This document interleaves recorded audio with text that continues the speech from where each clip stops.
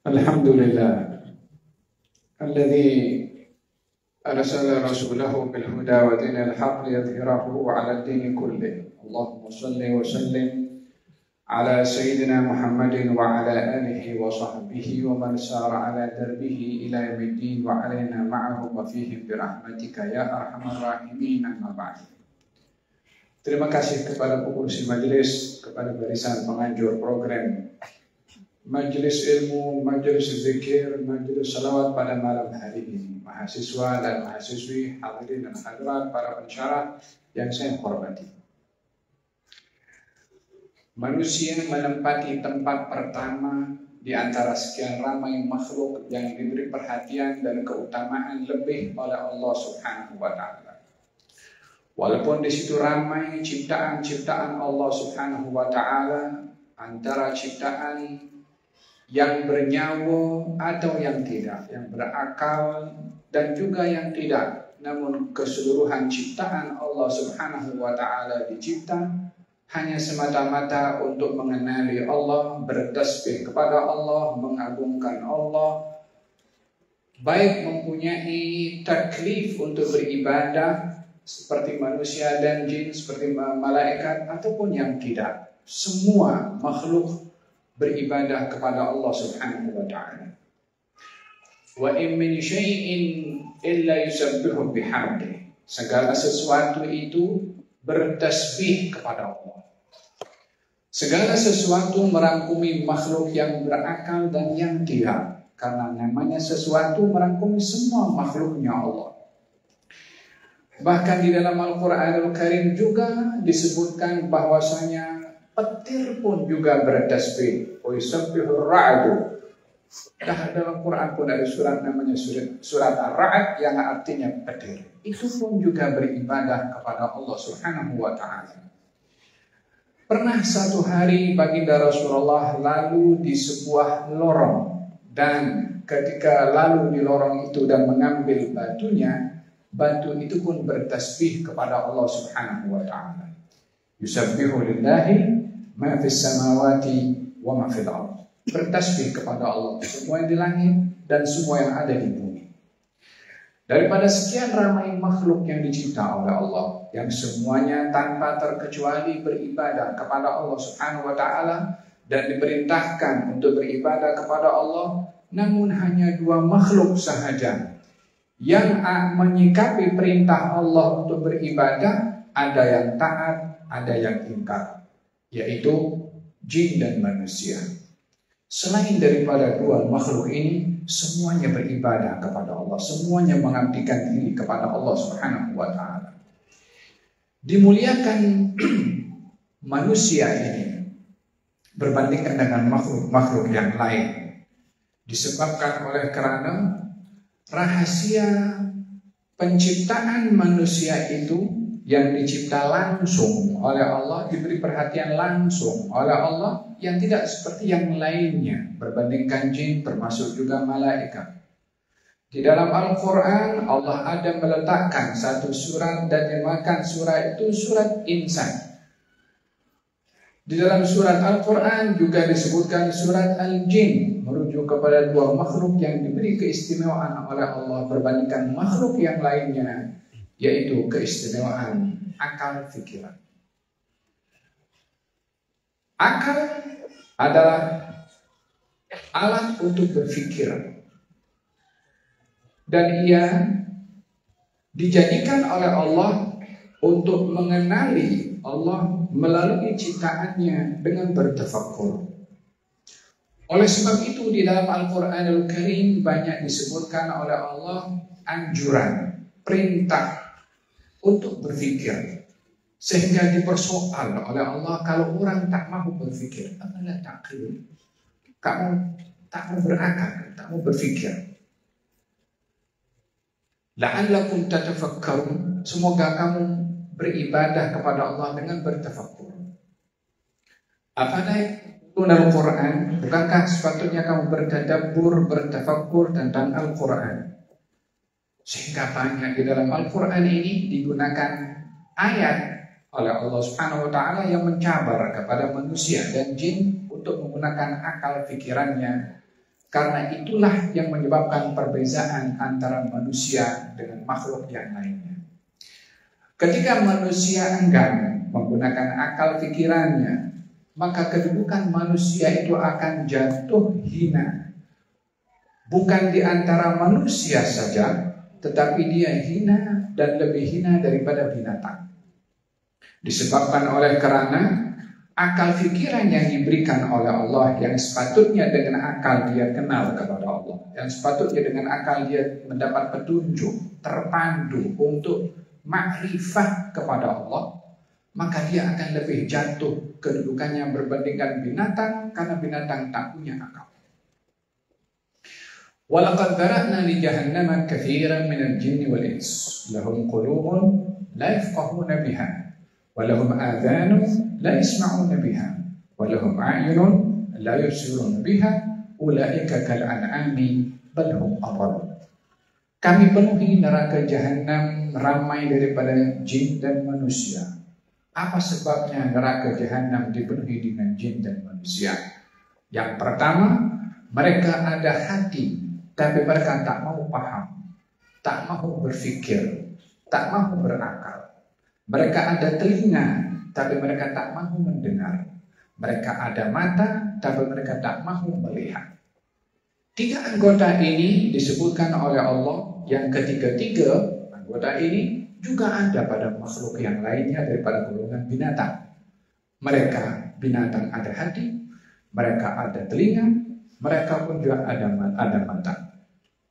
Namun Allah ketika menyebutkan manusia yang diberi 3 anggota ini, hatinya tak mau paham, telinganya tak mau mendengar, matanya tak mau melihat. Bukan karena mata mereka buta, bukan karena telinga mereka itu tuli, bukan karena hati mereka itu gila atau tak boleh berakal, tetapi keengganan hati untuk memahami kebenaran yang nyata di hadapannya, sehingga hati yang tak mau memahami akan dianggap hati itu buta, sehingga telinga itu pun tuli walaupun tajam pendengarannya, dan mata itu buta walaupun jauh penglihatannya. Bukankah di dalam Al-Quranul Karim Allah Subhanahu wa Ta'ala menceritakan tentang Nabi Nuh ketika berdakwah kepada kaumnya 950 tahun berdakwah. Kemudian ketika diceritakan oleh Allah melalui kisah Nabi Nuh, engkau wahai Nuh ketika mengajak kepada mereka untuk beriman kepada Allah, ja'alu asabi'ahum fi adhanihim wastaghshaw thiyabahum wa asarru wastakbaru istikbara qala inna rabbi inni da'awtuhum jihara. Banyak disebutkan oleh Nabi Nuh, aku ajak mereka ya Rabbi untuk beriman kepada engkau, namun mereka meletakkan jari-jari mereka di telinganya, yakni menutup telinga untuk mendengar. Mereka punya pendengaran, tapi tak mau menerima apa yang didengar. Mereka melihat kebenaran nyata di hadapan matanya, tapi enggan untuk menerima. Berapa banyak mukjizat yang ditunjukkan oleh para anbiya kepada kaumnya, melihat keajaiban itu yang dilihat oleh mata mereka sendiri, tapi mereka pada akhirnya mengingkari. Mereka kaum musyrikin meminta kepada Rasulullah, kalau kamu betul adalah utusan Allah, coba belah itu bulan. Kalau diminta bulan untuk dibelah, maka Nabi SAW berdoa kepada Allah Subhanahu wa Ta'ala supaya bulan dibelah. Maka nampak bulan terbelah, satu di sana, satu di sini, di atas bukit sana, satu di atas bukit sini. Mereka nampak dengan mata mereka sendiri. Mereka mengatakan, Muhammad menyihir mata kami. Kurang apa lagi mata mereka nampak bulan itu terbelah, tapi keengganan untuk menerima kebenaran yang mesti difahami oleh hati, yang letak pemahaman itu di dalam hati, maka apa yang didengar daripada kebenaran akan ditolak, dan apa kebenaran yang dilihat oleh mata pun juga akan ditolak, berpunca daripada keengganan untuk memahami kebenaran di dalam hati. Oleh sebab yang demikian, qimatul insan fi imanihi bi aqlihi wa fahmihi. Nilai manusia itu terletak kepada keimanannya dan pemahamannya dalam hatinya. Ala inna filillahi fil ardi aniyah, kata Sayyidina Ali bin Abi Thalib, Allah ini mempunyai bekas di atas muka bumi ini yang boleh menempatkan Allah Subhanahu wa ta'ala. Mana ada makhluk yang boleh menempatkan Allah? Tidak cukup kata Allah Subhanahu wa ta'ala untuk menempatkan aku, la langit wala bumi wala semua ciptaan Allah Subhanahu wa ta'ala. Ya, kalau akan diukur dengan size, Allah Subhanahu wa ta'ala maha suci daripada apapun bayangan manusia tentang size besar ataupun kecil. Tetapi ianya adalah menunjukkan bagaimana kedudukan Allah itu boleh ditempatkan, bukan seperti mana menempatkan barang. Kalau barang itu ingin ditempatkan, tergantung barangnya itu apa. Kalau pentas ini boleh ditempatkan apa yang cukup untuk pentas ini. Tidak mungkin kontainer akan diletakkan di tempat ini karena tempatnya tak sesuai untuk diletakkan kontainer, tapi tempat lain sesuai untuk diletakkan kontainer. Walhasil apapun bekas itu boleh menempati barang yang sesuai dengan bekas tersebut. Tapi bagi Allah, bukanlah tempat itu adalah berbuat tempat fisikal, tapi ianya merujuk kepada ma'rifah kepada Allah Subhanahu wa ta'ala, kenal kepada Allah Subhanahu wa ta'ala. Tempat bagi manusia untuk mengenali Allah adalah hatinya, pemahamannya, imannya kepada Allah Subhanahu wa ta'ala. Oleh sebab yang demikian, kata Sayyidina Ali, di atas muka bumi ini ada bekas yang boleh menempatkan Allah tepat pada tempatnya, yaitu hati-hati manusia. Kita dianugerahkan oleh Allah Subhanahu wa ta'ala dengan iman dan juga akal pikiran yang beriman mengenali kepada Allah Subhanahu wa ta'ala. Dan ini adalah satu mizan, menjadi keutamaan dan kemuliaan bagi manusia beriman kepada Allah Subhanahu wa ta'ala berbandingkan kepada makhluk-makhluk yang lainnya. Kita memohon kepada Allah agar supaya iman yang diberikan di dalam hati, ma'rifah yang diberikan oleh Allah di dalam hati, diberikan tambahan ma'rifah dan semakin tinggi untuk mengenali Allah Subhanahu wa ta'ala, supaya kita beribadah kepadanya dengan sebenar-benar ibadah. Wa ma khalaqtul jinna wal insa illa liya'budun. Aku tidak ciptakan jin dan manusia melainkan untuk mengabdikan diri. Kata Sayyidina Abdullah bin Abbas, liya'budun adalah liya'rifun, untuk kenal kepada aku, supaya ibadah kita bukan ibadah kosong, supaya ibadah kita bukan hanya sekedar rutin ibadah yang dilakukan, tapi ibadah yang dilakukan adalah dengan dasar kenal kepada Allah Subhanahu wa ta'ala, tahu tujuan ibadah itu kenapa dilakukan. Oleh sebab yang demikian, manusia dianugerahkan oleh Allah keistimewaan yang tidak ada pada yang lainnya. Bahkan dengan anugerah yang Allah berikan kepada manusia, yaitu akal, pikiran, dan pemahaman, walaupun manusia tergelincir melakukan dosa, walaupun manusia tergelincir melakukan maksiat, tetap masih diberi perhatian oleh Allah Subhanahu wa ta'ala untuk kembali kepada Allah dan bertaubat. Tetap itu menjadi peluang kepada manusia dari Allah untuk mendapatkan takrim dan kemuliaan kekal seperti mana pada awal dimuliakan oleh Allah Subhanahu wa ta'ala. Dalam hadits qudsi, Allah Subhanahu wa ta'ala berfirman, mengungkapkan bagaimana sikap makhluk-makhluk yang lain kepada manusia. Langit berkata kepada Allah Subhanahu wa ta'ala, katanya, ya Rabbi idzan li an ahbita ala bani Adam faqad ta'ama khairaku abada ghaira. Wahai Allah, izinkan aku nak jatuhkan diriku kepada anak-anak Adam. Ini anak Adam ini makan nikmatmu, tapi dia kufur kepadamu. Kufur di sini bukan hanya kufur kufur keluar daripada agama, tapi tidak bersyukur. Lautan mengatakan kepada Allah, ya Rabbi idzan li an aghriqa ala bani Adam faqad ta'ama khairak wa abada ghairak. Wahai Tuhanku, izinkan aku untuk aku tumpahkan diriku kepada anak-anak Adam. Sesungguhnya mereka makan nikmatmu, tetapi mereka enggan bersyukur kepadamu. Kita boleh bayangkan bagaimana Nabi Nuh ketika naik bahtera dan semua bumi ini dipenuhi dengan lautan menenggelamkan segala-galanya dan tanpa tersisa kecuali yang ada di bahtera. Itu lautan berkata demikian kepada Allah Subhanahu wa taala, ingin memberitahukan betapa degilnya manusia ini, dimanjurkan, dimuliakan oleh Allah Subhanahu wa taala. Macam mana masih boleh enggan untuk beriman dan beribadah, bahkan melakukan maksiat di atas buminya Allah Subhanahu wa taala. Makan nikmat dari Allah, bernafas dengan oksigen yang Allah kasih, melihat dan mendengar dengan organ yang Allah bagi, segala-galanya yang ada pada manusia pemberian daripada Allah. Lalu matanya digunakan maksiat, telinganya digunakan maksiat, tangannya digunakan maksiat, lidahnya digunakan maksiat, anggota badannya maksiat. Kalau kita ini memanjakan seseorang, kita bagi kereta, kita bagi duit transfer every month, 5,000 ringgit contohnya, atau lebih daripada, contoh saja.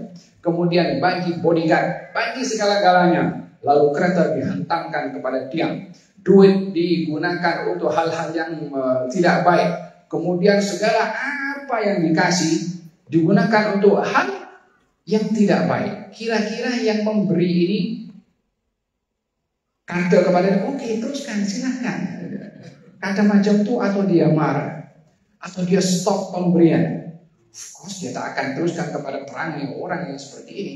Orang tua itu kalau nampak anaknya diberikan handphone, lalu dia habiskan masa dengan handphone, orang tua akan rampas itu handphone dan disimpan.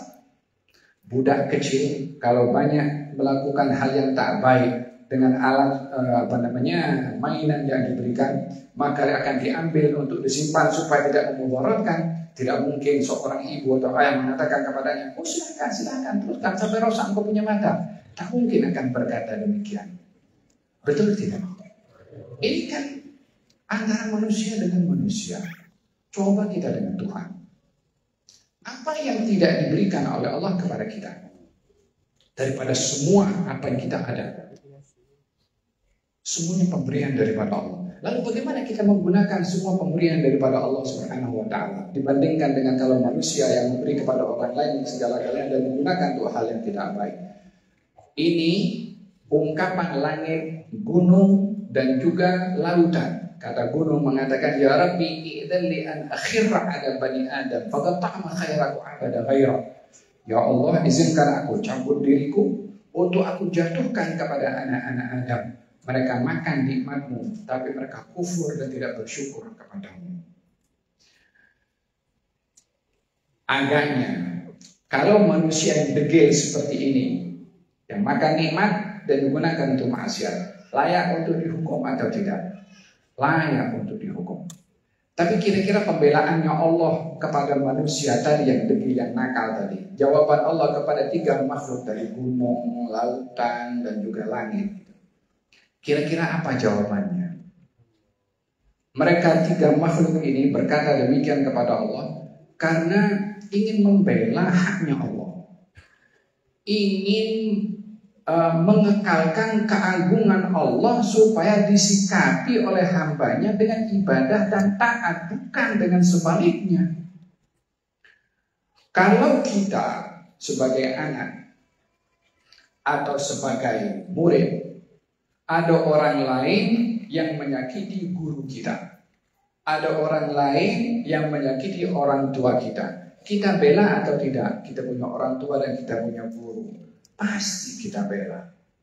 Ini langit, ini gunung, ini lautan ingin membela hak Allah yang disikapi oleh manusia dengan dusta, dengan tipu, dengan maksiat, dengan dosa besar, dengan dosa kecil. Ini semua makhluk ini ingin membela Allah Subhanahu wa taala dengan mengatakan demikian, aku nak hukum mereka. Kata Allah Subhanahu wa taala, da'uni wa khalqi in khalaqtumuhum larahimtumuhum. Kalau kamu, wahai gunung, wahai lautan, wahai langit, kalau kamu yang cipta makhluk manusia itu, kamu pasti akan mengasihi kepada mereka. Kata Allah Subhanahu wa ta'ala. Ini penampakan rahmat yang luar biasa diberikan oleh Allah kepada manusia yang degil, bukan untuk terus degil, supaya memanfaatkan peluang rahmat yang diberikan oleh Allah untuk kembali kepada Allah Subhanahu wa ta'ala, Demikian perhatian, keutamaan yang diberikan oleh Allah kepada manusia, kepada yang degil, apatah lagi kepada yang taat kepada Allah seperti antum semua yang hadir dalam majelis yang penuh dengan barakah ini. Moga-moga dengan hidayahnya Allah, dengan rahmatnya Allah yang membimbing kita berada di tempat ketaatan kepada Allah Subhanahu wa taala, mudah-mudahan ianya adalah berterusan dan berkekalan hidup di atas muka bumi ini hanya semata-mata untuk mengabdikan diri kepada Allah dan juga untuk mendekatkan diri kepada Allah dan untuk mengenali kepada Allah Subhanahu wa taala, dan itu adalah tujuan utama manusia dicipta di atas muka bumi ini. Hadirin dan hadirat, tidak mungkin seseorang itu akan sampai kepada kedudukan ma'rifah kepada Allah tanpa ilmu. Oleh sebab itu dijadikan oleh Allah ilmu sebagai pembimbing kepada hati, kepada akal pikiran. Dan manusia tidak dapat untuk mengenali kepada Allah tanpa bimbingan daripada Allah Subhanahu wa taala. Walaqad arsalna rusulana bil bayyinati wa anzalna ma'ahumul kitaba wal mizan liyaquman nasu bil qist wa anzalna al hadida fihi ba'sun syadidun wa manafi'u lin-nas. Kami yang utus rasul-rasul dan kami sertakan pertama dengan rasul-rasul itu bayinat, bayinat, mukjizat, bayinat, hal-hal yang jelas untuk disampaikan kepada manusia. Karena tidak mungkin manusia semua akan menerima langsung wahyu dari Allah, maka dipilih segolongan manusia menjadi rasul kepada Allah supaya sampai message Allah kepada manusia. Wa anzalna ma'ahul kitab, dan kami turunkan bersama dengan rasul-rasul itu kitab.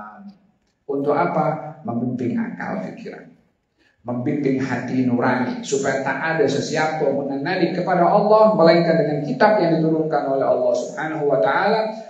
Kemudian wa anzalna ma'ahul kitab wal mizan, timbangan.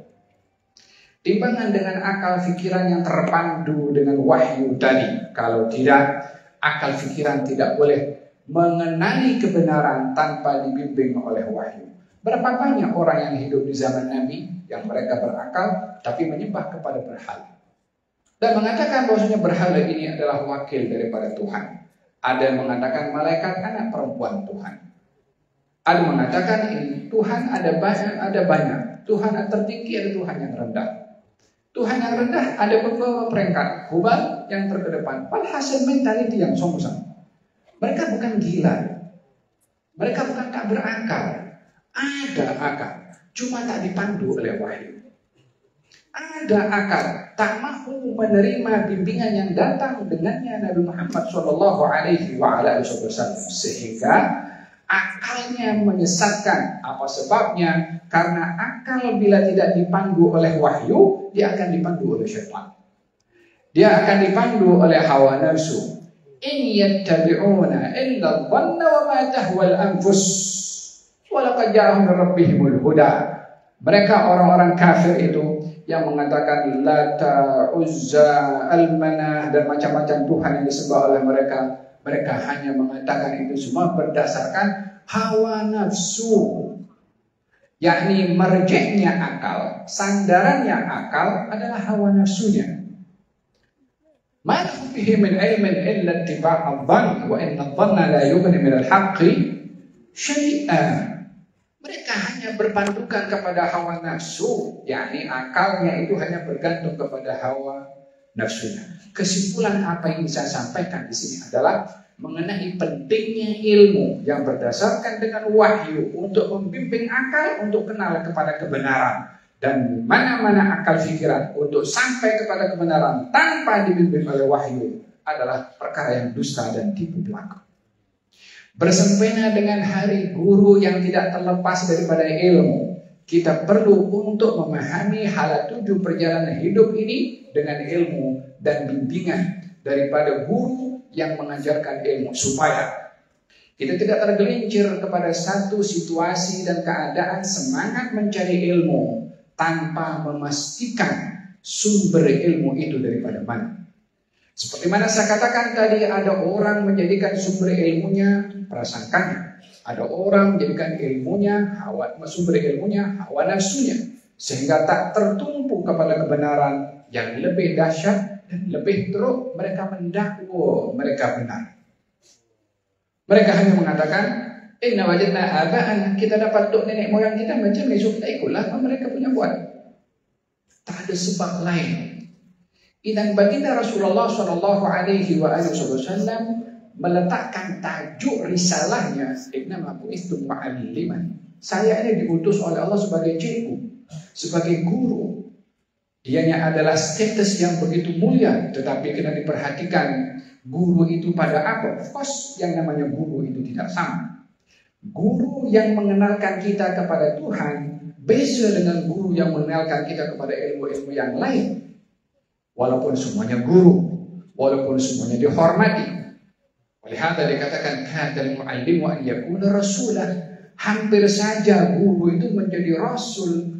Kenapa guru itu dikatakan hampir menjadi rasul? Karena tugasan guru itu sama dengan tugasan rasul. Apa tugasan rasul? Mengajak manusia beriman kepada Allah. Ulama pun juga, guru pun juga mengajak manusia untuk mengenali kepada Allah Subhanahu wa ta'ala. Oleh sebab yang demikian, perlunya seseorang itu mencari ilmu daripada guru yang layak untuk diambil ilmunya, dan tujuan daripada ilmu itu dicari untuk mengenali yang maha berilmu Subhanahu wa ta'ala. Kita melihat ramai daripada para sahabat dididik oleh Nabi SAW, dan Nabi sangat perhatian kepada ilmu dan juga perhatian kepada cara pengambilan ilmu, dan juga Nabi perhatian kepada siapa kita perlu mencari ilmu. Hal ini penting. Ilmu itu penting. Yang lebih penting adalah memastikan cara pengambilan ilmu, dan yang penting juga memastikan kepada siapa kita mengambil ilmu. Berdasarkan dengan ketiga-tiga ini yang saya sebutkan, akan dilihat keberkesanan mencari ilmu itu pada tindakan kita, pada sikap kita, pada interaksi kita, pada muamalah kita. Baginda Rasulullah SAW didatangi oleh beberapa anak muda, dan mereka duduk di Madinah bersama dengan Nabi selama 20 hari untuk kursus, kalau bahasa sekarang lah. Sebab mereka datang daripada jauh, bukan daripada rumah dekat, daripada jauh. Dan duduk 20 hari bersama dengan Nabi SAW. Katanya, kami dapati Nabi rafiqan, teman yang relax, yang selesa dengan kami. Rahiman. Saya dapati Nabi ini mempunyai belas kasihan yang luar biasa. Ini sifat yang disifatkan oleh student tentang gurunya. Siapa yang lebih baik guru ini lebih daripada Nabi SAW? Ungkapan yang diterjemahkan oleh murid tentang guru mereka, yaitu Rasulullah, rafiqan. Orang yang dia rafiq ini kalau banyak makna, di antaranya lemah lembut, di antaranya teman rapat. Rahiman, yang punya belas kasihan. Diperlukan dalam konsep ta'limul muta'allim, dalam kita belajar. Jangan kaku, jangan kasar, jangan suka marah-marah. Akan tertutup kesediaan penerimaan ilmu daripada murid kalau gurunya suka marah-marah. Di sini tak ada, semuanya bagus-bagus gurunya. Tapi kita perlu mencontoh daripada ungkapan murid ini tentang gurunya, yaitu Nabi SAW. Seorang murid melakukan kesalahan di dalam sholat pada zaman Nabi, sholat berjamaah. Kemudian salah seorang daripada makmum ini bersujud. Sebut alhamdulillah. Yang lain pun satu badui mengatakan yarhamukallah. Dalam sholat, kita dalam sholat tak boleh berbicara. Tapi dia orang ini tidak tahu. Dia kata yarhamukallah. Kemudian makmum yang lain macam menoleh sedikit kepada yang kata yarhamukallah itu dengan pandangan sinis, dengan pandangan marah. Maksudnya ingin menegur dengan bahasa pandangan. Kata si badui tadi, kamu tengok aku pasal apa? Dia berbicara karena tidak tahu. Maka sahabat yang lain yang tahu, ketika ingin menegur dan cara tegurannya itu agak kasar, mereka pun juga tepuk paha mereka. dengan kuat ingin menegur kepada si Badui, jangan bercakap. Mereka sahabat karena paham tak boleh bercakap, mereka tak bercakap. Tapi nak tegur dengan cara menepuk paham mereka. Ketika banyak yang tepuk macam itu kepada syarat kepada Badui tadi, maka Badui tadi akhirnya terhenti daripada berbicara sampai selesai sholat. Ini yang jadi imam Nabi. Selesai daripada sholat, kata Badui itu yang kata rahmatullah. Katanya, wallahi ma'an nasani. Demi Allah, dia tak tegur marah dengan saya. Dipanggil, ditanya siapa yang bercakap tadi, karena ya Rasulullah. Kali beritahu ini adalah salat. Orang hanya boleh bermunajat dengan Allah. Di dalamnya ada takbir, ada zikir, ada baca Quran, dan tak boleh melakukan hal-hal yang kamu sebut tadi. Dia mengatakan saya tak akan mengulanginya, wahai Rasulullah. Yang menarik perhatian pada hadis ini adalah bagaimana Nabi ketika mengajar dan menegur, dan Nabi pun menegur kepada sahabat yang marah-marah tadi. Kalau kamu ingin menegur dalam salat, bukan tepuk tangan macam ini, karena tepuk tangan untuk perempuan. Kalau laki-laki menegurnya subhanallah. Falhasil ada teknik di dalam kita mengajar sebagai seorang guru yang diambil juga daripada Nabi SAW. Di antara perhatiannya Nabi kepada ilmu dan orang yang belajar ilmu, Nabi tidak pernah menghampakan sesiapa yang datang mencari ilmu. Bahkan menganjurkan kepada para sahabat, memberikan wasiat supaya menghargai kepada pelajar-pelajar yang datang mencari ilmu. Sampai dikatakan oleh para sahabat setelah wafatnya Rasulullah, bila ada orang datang mencari ilmu, katanya ahlan biwasiyati Rasulillah. Kalau selamat datang kepada orang yang diwasiatkan oleh Rasulullah kepada kami untuk melayannya, dan kepada orang yang datang mencari ilmu. Nabi sedang menyampaikan khutbah. Ini perhatian bagaimana Nabi kepada orang yang datang mencari ilmu. Nabi sedang menyampaikan khutbah. Di saat Nabi menyampaikan khutbah, satu orang berdiri datang daripada jauh, dipotong khutbahnya Nabi SAW. Katanya, ya Rasulullah, saya datang daripada jauh ingin tanya kepada engkau soalan yang saya tak boleh kerap datang untuk belajar dan bertanya kepada engkau. Tahu apa yang dilakukan oleh Nabi SAW? Orang itu kalau sedang bicara, saya itu berbicara kan. Orang berdiri, kemudian saya berbicara. Kira-kira tersinggung atau tidak? Tak jawab. Kok di antara adab orang berbicara tidak boleh dipotong pembicaraan. Tetapi bukanlah kalau ada orang memotong pembicaraan kita mesti tengking dan juga menghalau dan seumpamanya. Baginda Rasulullah SAW ketika dipotong khutbahnya oleh Badui ini dan ingin bertanya sesuatu, Nabi tinggalkan mimbar dan Nabi panggil itu berdiri dulu di satu tiang di masjid Nabi SAW berdua, private class berdua. Diajarkan sesaat oleh Nabi SAW beberapa hal penting. Kemudian Nabi naik balik ke kampungnya. Hal yang menunjukkan bagaimana Nabi sangat perhatian kepada ilmu dan kepada orang yang mencari ilmu, dan diukur orang mencari ilmu mengikut kapasiti dirinya, backgroundnya itu apa, daripada mana, sehingga disesuaikan cara dengan orang yang datang belajar. Hadirin hadirat, di samping itu Nabi mengambil berat tentang ilmu dan pembelajaran ilmu dengan memastikan bahwasanya ilmu yang disampaikan itu adalah benar dan daripada orang yang ahli dan layak untuk diambil ilmunya, sehingga kita tidak sembarangan. Kita punya zaman sekarang ini zaman mudah untuk kita mendapatkan sumber informasi apapun yang kita inginkan. Kita hanya klik dalam kita punya handphone untuk dapatkan maklumat dan kita terima bulat-bulat ilmu yang kita dapat melalui laman web atau daripada media sosial tanpa memastikan apa yang kita baca itu benar atau tidak. Sementara pada hadis yang saya sebutkan tadi, ketika sahabat itu ingin belajar daripada Rasulullah, duduk bersama dengan Nabi selama 20 hari. Artinya di sini masa bukan menjadi ukuran. Kita semua selalu dengar belajar itu daripada buayan sampai ke liang lahat.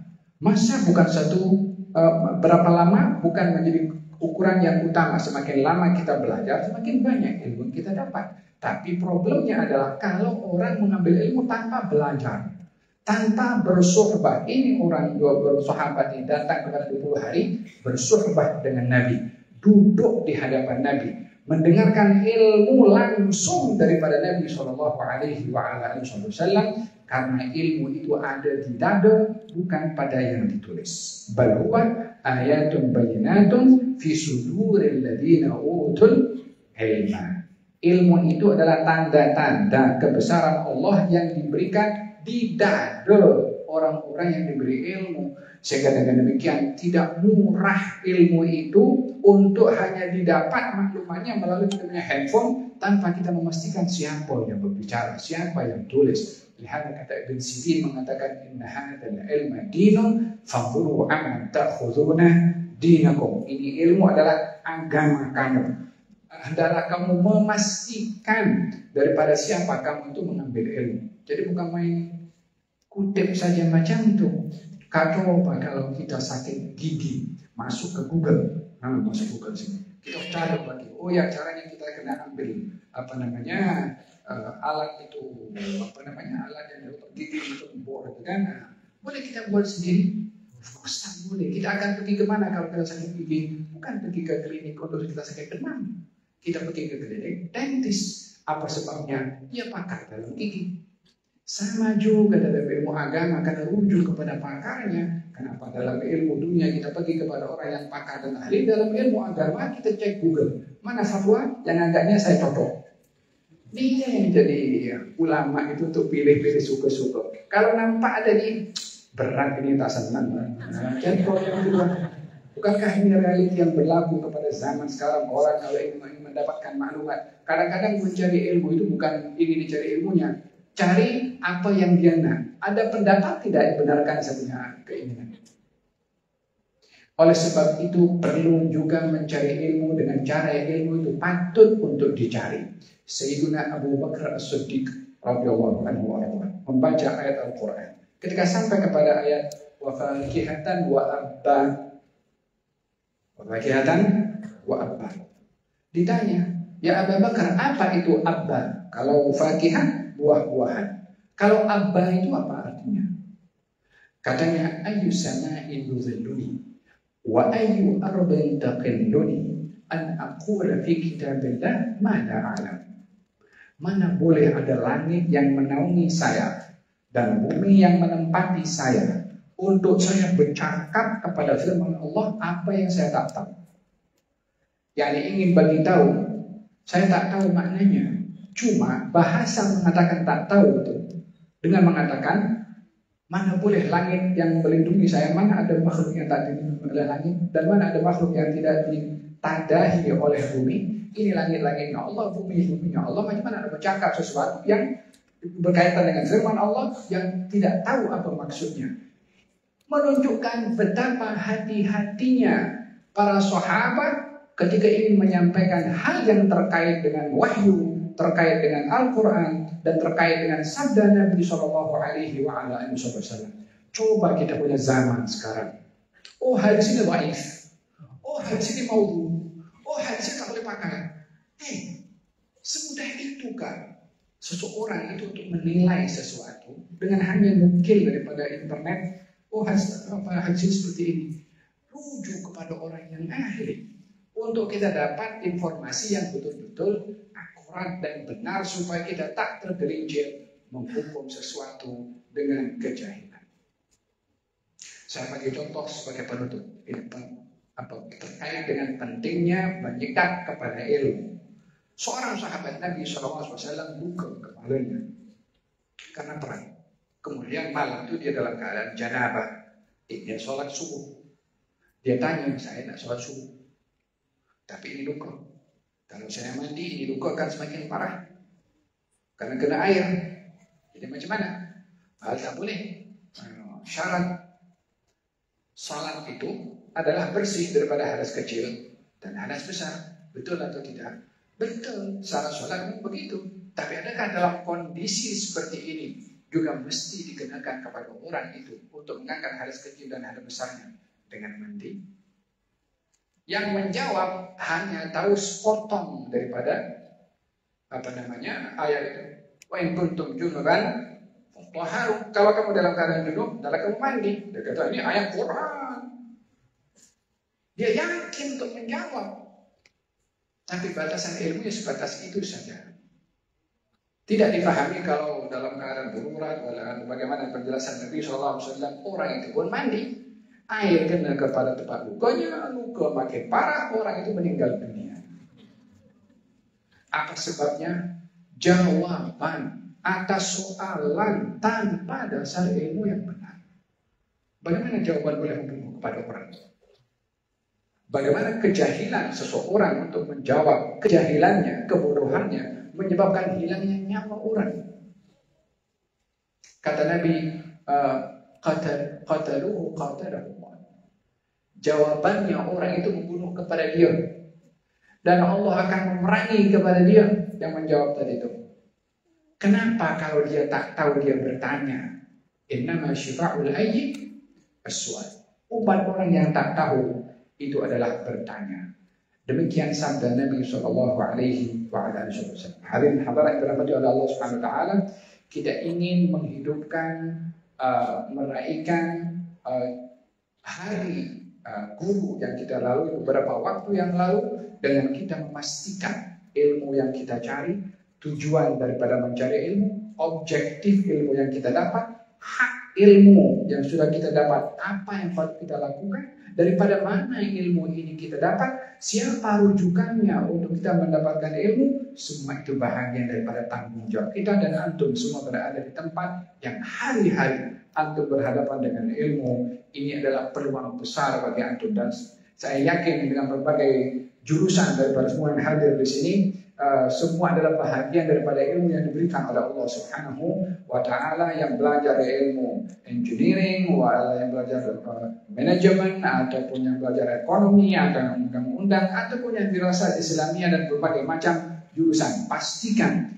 ilmu itu membawa kita kenal kepada yang maha memiliki ilmu yang tidak ditandingi ilmunya, yaitu Allah Subhanahu wa taala, sehingga belajar jurusan apapun tetap bertakwa kepada Allah sebagaimana disampaikan sebentar tadi, ittaqullaha wa tanzur nafsum ma qaddamat lihat, bertakwa kepada Allah dan pastikan dia berpikir apa yang akan dia tanggung di masa hadapan, bukan hanya masa depan ketika kita berjaya dengan exam dan sudah mengambil hadir convocation ataupun dapat pekerjaan, tapi masalah di akhirat nanti ketika berjumpa dengan Allah Subhanahu wa taala.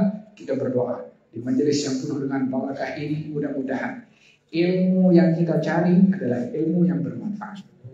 Mudah-mudahan akal fikiran yang Allah berikan kepada kita adalah pemahaman yang dapat kita semakin kenal kepada Allah, sehingga dibuka oleh Allah untuk hati kita yang memahami akan Allah Subhanahu wa taala, rahasia ciptaan Allah pada makhluknya, pada bidang dan jurusan yang kita sedang tekuni. Jurusan itu dibukakan oleh Allah Subhanahu wa taala pintu ma'rifat untuk kenal kepada Allah melalui bidang yang kita tekuni. Kita berdoa kepada Allah, mudah-mudahan university ini dapat melahirkan graduasi yang berilmu, yang bertakwa, yang menjadi contoh kepada yang lain. Dan mudah-mudahan diberikan oleh Allah masa depan yang cerah di dunia dan juga di akhirat, insyaallah.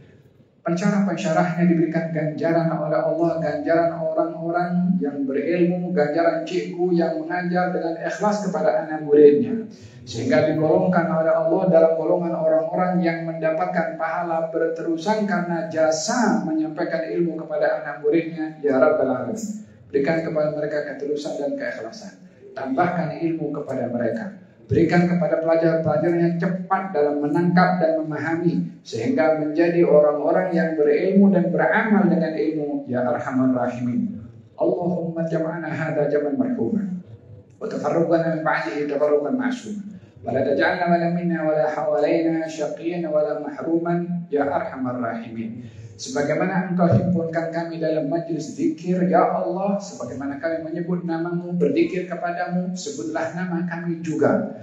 Kami menyebut namamu dengan lidah dan lisan yang banyak melakukan dosa. Sebutlah nama kami dengan pengampunanmu, dengan rahmatmu, dengan hidayahmu, dengan taufikmu, dengan ridha daripadamu, ya Arhamar Rahimin. karena Engkau memiliki segala-galanya. Ya Allah, Engkau tidak himpunkan kami di tempat ini kecuali Engkau menghendaki kebaikan untuk kami. Kalau tidak, Engkau tak akan gerakkan hati kami untuk datang ke tempat ini. Wahai yang maha berkehendak untuk menghimpunkan kami di tempat yang baik ini, kekalkanlah kebaikan itu ketika kami berada di luar majelis ini, ya Arhamar Rahimin. Lindungilah persekitaran kami dan ahli keluarga kami. Berkatilah kepada mereka yang membaca qasidah dan semua menganjurkan program pada malam hari ini. Diberikan hidayah dan taufik oleh Allah Subhanahu wa taala. Wassallallahu ala sayyidina Muhammadin wa ala alihi wasallam. Alhamdulillahirabbil alamin.